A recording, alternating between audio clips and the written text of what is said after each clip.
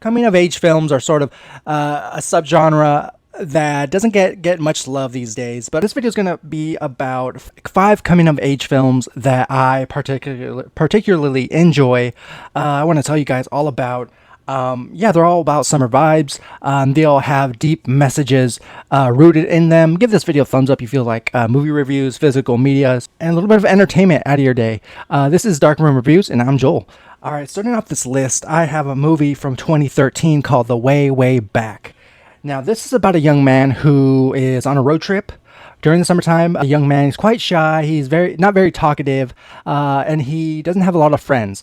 And he soon discovers that there's more to life than, him being shelled, closed off. And I like that the movie really takes the time and shows us that he's discovering himself, showing a side of him that he doesn't particularly like to show. A lot of famous names in this movie: Steve Carell, Toni Collette, but the standout is Sam Rockwell. He becomes sort of a goofy mentor to this kid.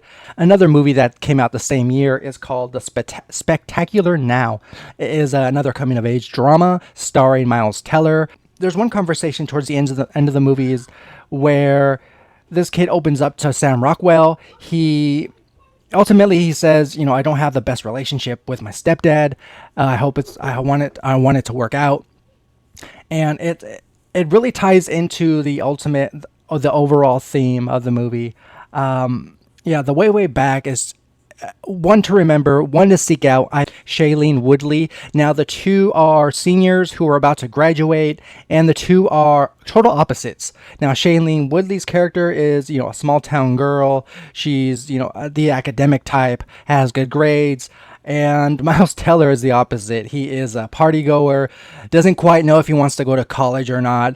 So he's transitioning there. He just wants to live up his best teenage years.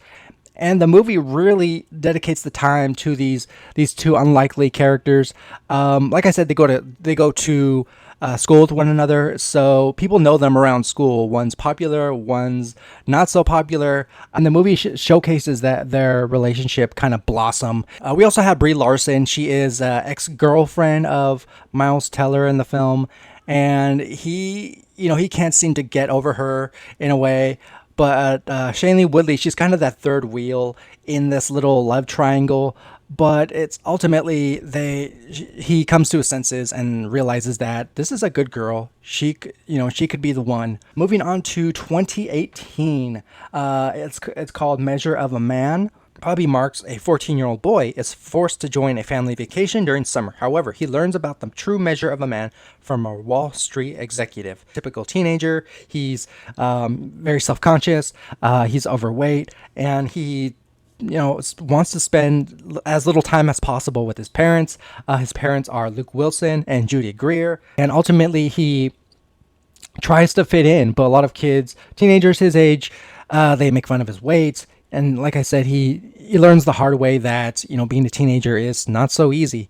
He eventually wants to earn a little bit of money, so he comes across a man who is looking for someone to mow his lawn every week. He eventually meets Donald Sutherland's character, and he recognizes in this young man that he's not all that confident. He really confides, and the teenager confides in him over time, and the two find a connection and they bond. It's a really touching story. Again, it's underrated. You should seek it out. I believe it's streaming. It's called Measure of a Man, called Booksmart.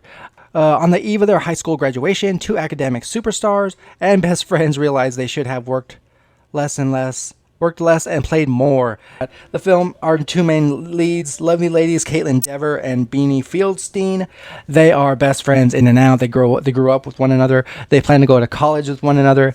And along the way, they run into a lot of mischief on a typical Friday night. Typical teenagers, right? They're trying to get to their destination, this party that they heard about. One last hurrah before they graduate. And along the way, like I said, a lot of mischief happens. They learn some stuff about one another. This is really where they butt heads, and the movie showcases that. They soon discover hey, I might like, girls. I may not be into boys, and little instances like that come up and make the best out of this movie. Booksmart is one of a kind. I wish there were more like it, but they come around every 5 to 10 years at this point. But yeah, this movie belongs to our main leads, Caitlin Dever and Beanie Feldstein. They are funny, they are quirky, a bunch of cameos here and there, but this movie belongs to them. In the end, they find a way to coexist and graduate. It's just a touching story.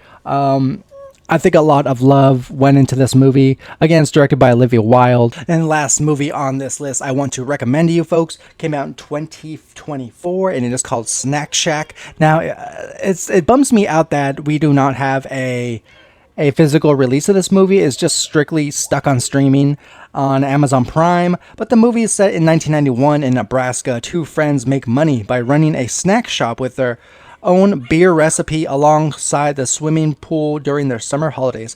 Yeah, this movie is smack down in the middle of summer.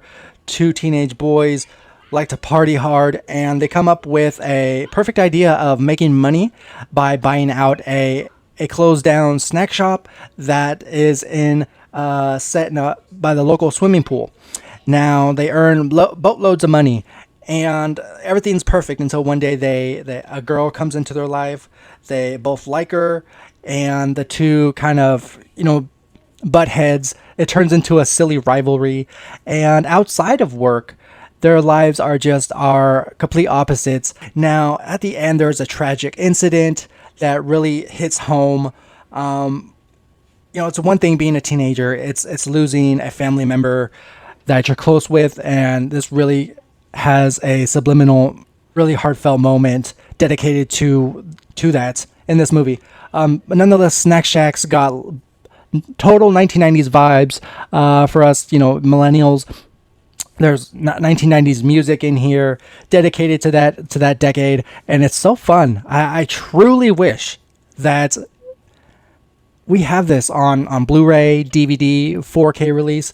So my question to you guys is, have you heard of any of these films? Let me know in the comments below. Folks, if you like this video, go ahead and hit that subscribe button. It really helps out in the long run. Dark Room Reviews, it's the place you should be subscribed to. Join the channel. It's free.